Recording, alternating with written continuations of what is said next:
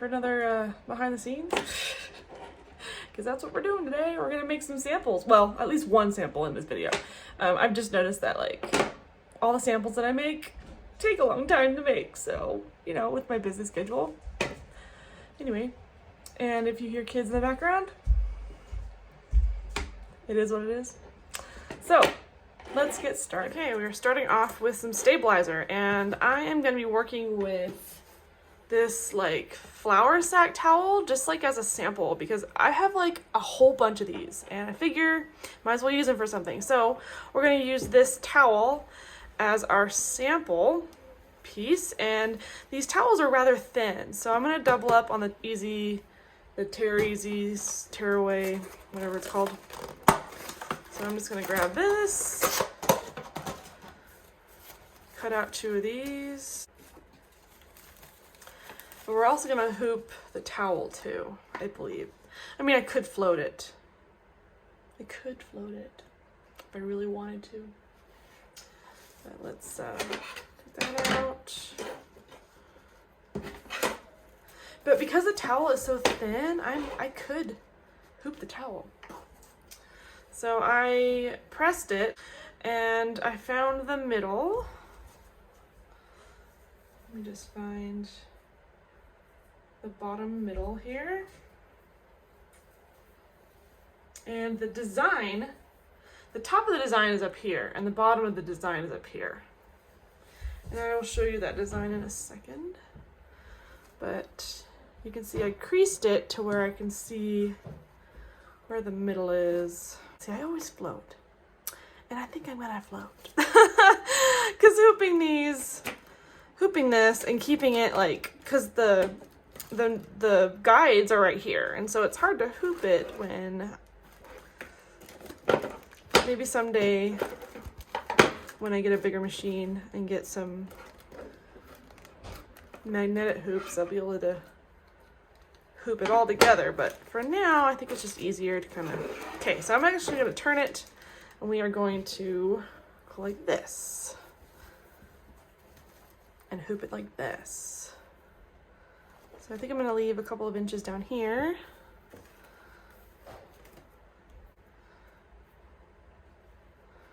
I'm going to pin it to the stabilizer.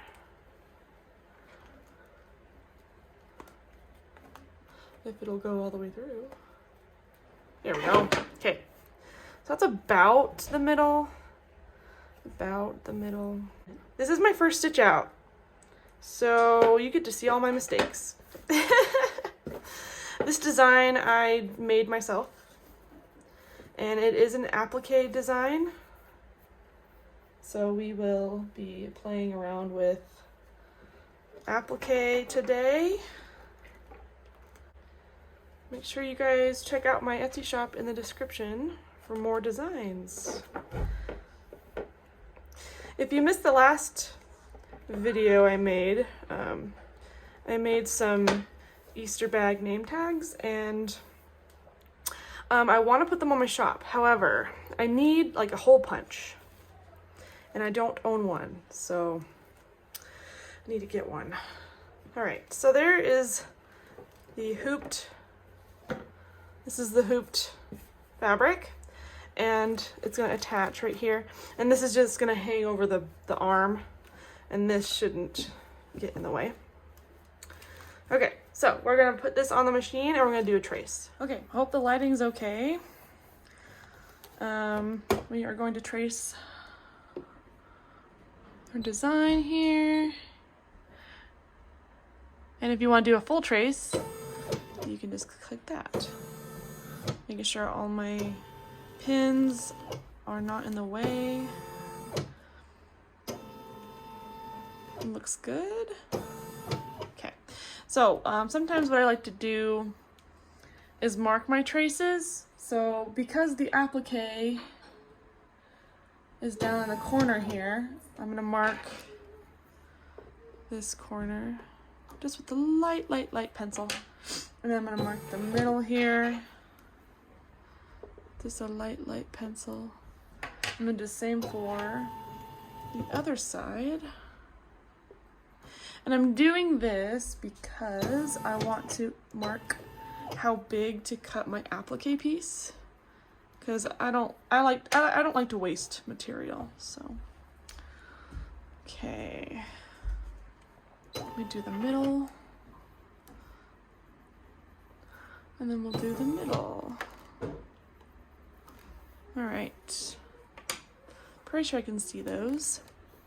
So I'm gonna go cut out my applique piece now. All right, while we're waiting for my heat press to warm up, because I'm putting Heat and Bond light on the back of my fabric, I'm gonna trace out where the placement is gonna be. So we're gonna do that real quick.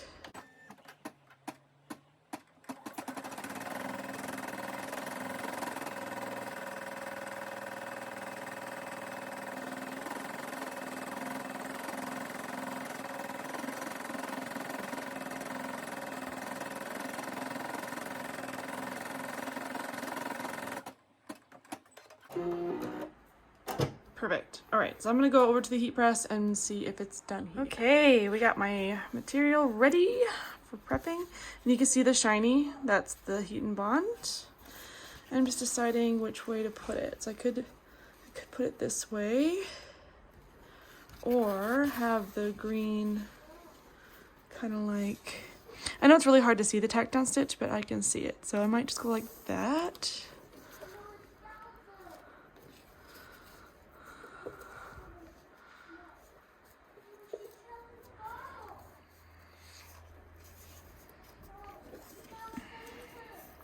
Just barely big enough.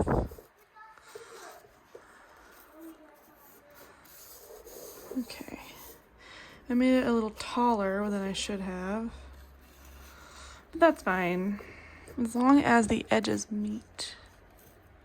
And I think they do. I'm just gonna double check because it's really hard to see from this angle. And I was a dummy and used a white for my tack down.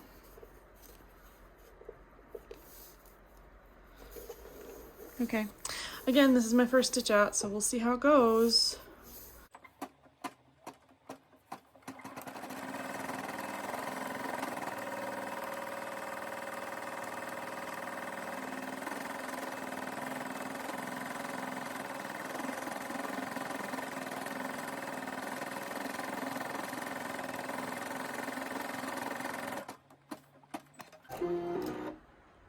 Okay, now you can actually see my tack down. Woo! I was so close to having it not be big enough on both sides. Note to self, make sure it's a little bit bigger next time. Okay, so I'm gonna take this off the machine and I'm gonna cut it out with my handy dandy scissors. Okay, took a million years, but it's finally cut out. And you'll see the grass blades once I actually like do the finished stitch on it. But the way I embroidered it, I wanted to see the detail, but you could like, you know, and just do like kind of a rusticy, like kind of a rusticy look at the same time. But I'm very glad that I put Heat and Bond light on, because it's actually making it easier for me to cut out the fabric, especially since, if you saw my last video, these are dull as you know what, so I need to get some new ones. I just don't have any means to do that right now, so I'm working with what I got. Okay, we're gonna put this back on the machine like so.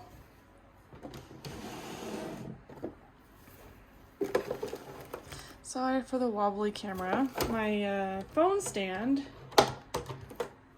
is one of those like giant arms that I can kind of mold however I want to, so it's a little bit wobbly. Okay. Let me just say, this pattern, so cute for the grass. Oh my gosh. I'm excited to show you what the final look is gonna be. Okay, so I've got the rest of my colors prepped, and the next color is green, so I'm going to do that. Okay, so the rest of the stitch out is just the machine going. So I'm actually gonna put this on a time lapse and I'm gonna let you watch it go. So enjoy.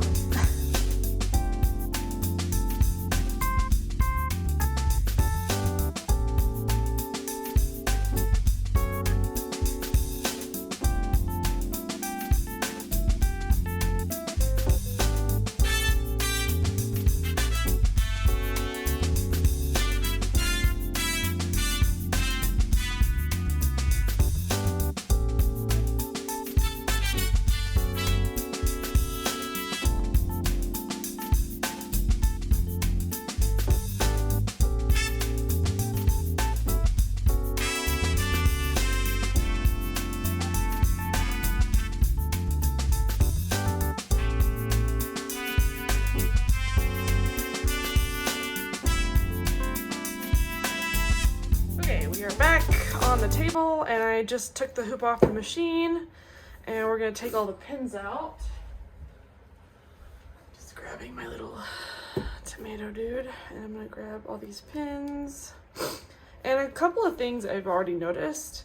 I did a tatami stitch on, I don't know if you can see this, but I did a tatami stitch here, which made it kind of bulge a little bit. So I might just, I don't know if I want to change that or leave it, or it could just be like, because the terry cloth, like this is so thin, that might be why, I'm not sure. But I do know that if this was stitched out on a shirt, that wouldn't do that, because the shirts are way thicker than this. And I also learned that because this is so thin, 2 tearaways is just not enough. I needed to do a cutaway stabilizer, so that's something to take away from that. Okay, I'm just gonna grab my little scissors and trim up these little things here. This is why I do stitch outs, because I want to see my designs like out in the real world and how well they do. So let's take this off the hoop.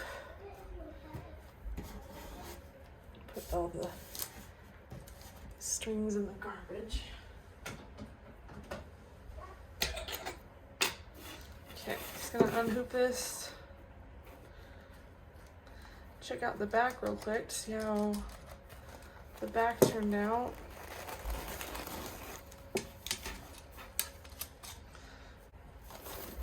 Okay, the back's not too bad.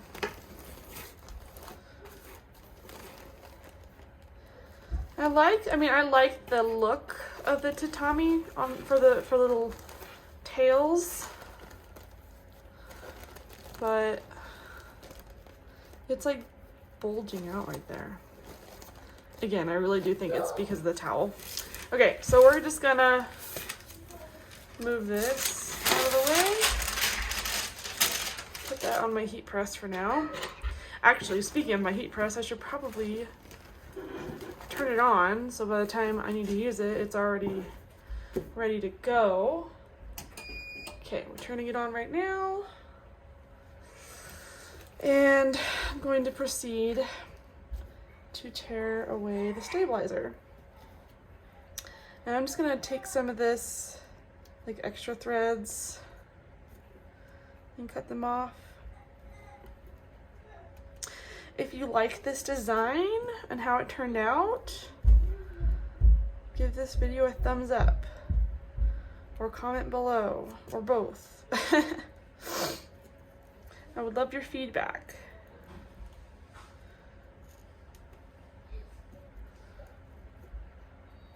I think doing these particular designs on this thin of a towel, I have to do cutaway, which I will do that. Lesson learned.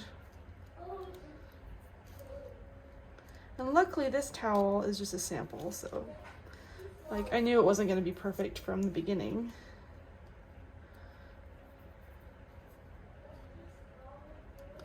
Okay, now that I clean that up,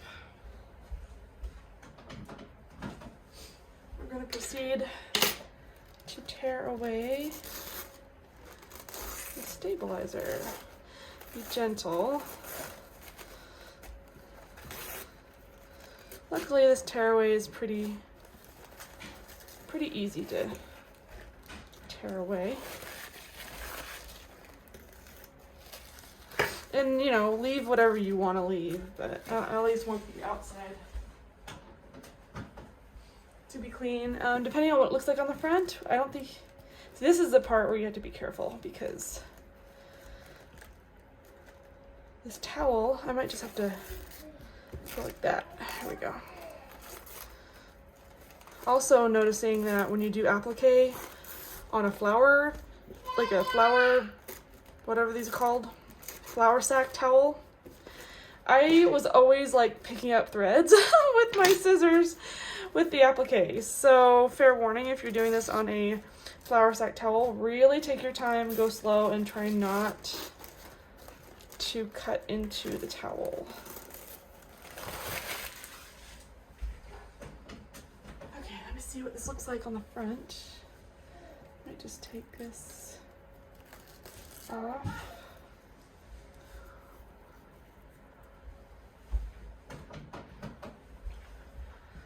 And we will be pressing this.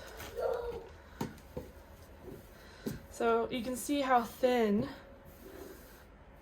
like if I hold it up, can't really see the tearaway. But if you put it on a dark surface, you kind of can. So really personal preference. Although, you know, if I do ever use this, like in my kitchen for a decoration for in my kitchen, I would fold it anyway. So probably fold it like thirds, something like that. And then hang it like that. Oh my gosh, how cute is that? Yeah, super cute, super cute. And you know, believe it or not, I did press this before I started the project. It's just the nature of the flour sack towels. So I'm going to move over to my heat press when it's ready to be used, and we're gonna press the applique down. So we're still waiting for my heat press to warm up. It's at 300 degrees right now. It needs to be about 320. And sorry for the window, my beautiful front yard view. If you've followed along, we did self-help homes, and there's actually more groups building right here. So that's a new house, 2 new houses on the corner here. Anyway, so for the Heat and Bond light, we are going to be heating it up for about 6 seconds, and this to stitch. Okay, there we go. Perfect. Okay, so we're gonna set this to 6 seconds. Okay.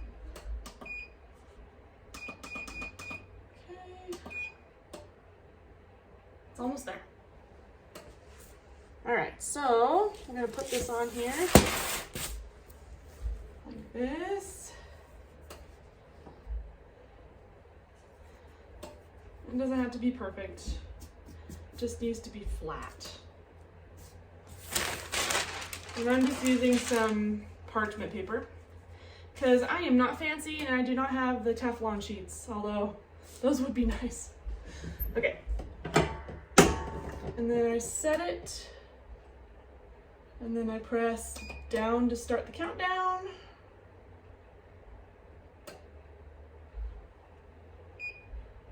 And then it'll beep, and then you press down again. And sorry for the camera. Wobbly camera. And it should be done. How cute is that? So cute. I'm gonna turn this off. So, I'm gonna fold it up real quick. Fold it up all nice and then show you the finished product. This is how it's stitched out. So stinking cute. And I did notice that even though, you saw me, even though I put a middle line here, I don't know if it's just like, if it's because of the flour sack towel and how it's cut, but it's a little crooked. Although technically it is in the middle, but I think it's just because of the way the towel was cut. Like, you can tell it's not a perfect square. So it's got that rustic-y look.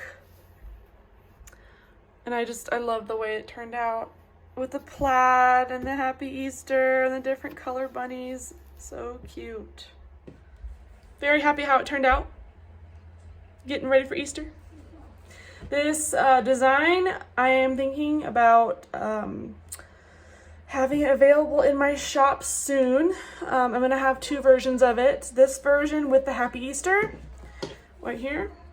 And then I'm gonna have another version of it with it blank, so you guys can put something in it. So like if you wanna like embroider a t-shirt and have the kid's name in there, or a tote bag and have something else, like, you know, put something else in, Or you can just have the regular Happy Easter, which is super cute by itself. So thanks for sticking around. Thanks for joining me on my behind the scenes. And I'm planning on making more of these. So let me know in the comments if this is the kind of content you like. And I will see you in the next one. Bye.